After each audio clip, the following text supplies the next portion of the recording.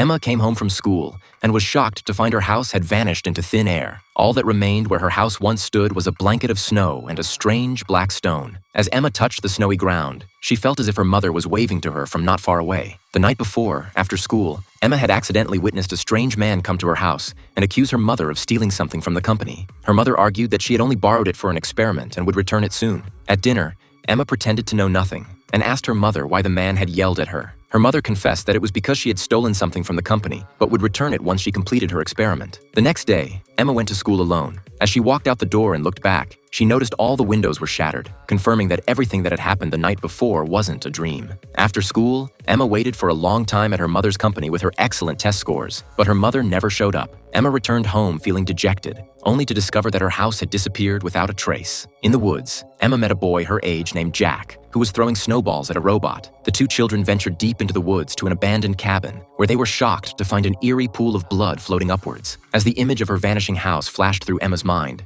she realized that everything was connected to the mysterious stone her mother had stolen. Emma then followed Jack to his home, hoping to ask his mother if she had seen her own mother. However, Jack's mother was in the middle of a heated argument with his grandfather and had no time for them. Before leaving, Emma took out the stone, and Jack curiously played with it. To their amazement, they discovered that the stone could float in midair. Emma went to her mother's company to look for her, but the security guard said there was no one by her mother's name in the company. Emma left angrily and went to the only bar in town, where she unexpectedly ran into Jack's mother. As their eyes met, Emma realized that Jack's mother was also named Emma, and her wrinkled test paper was identical to her own. As it turned out, Jack's mother was actually Emma all grown up, and little Emma had traveled to the future. The adult Emma took little Emma to the underground lab of the Loop Company and told her that the stone had been stolen from there. It was made up of countless peculiar ores and was the core of the entire loop, possessing the magical power to change time and space and control everything. And all of this stemmed from the mysterious Loop Laboratory. In the end, little Emma returned the stone to its original place. Although she couldn't find her missing mother, she understood that Jack and adorable children were waiting for her in the future. The adult Emma finally found peace and vowed to be a mother who would always be there for her children.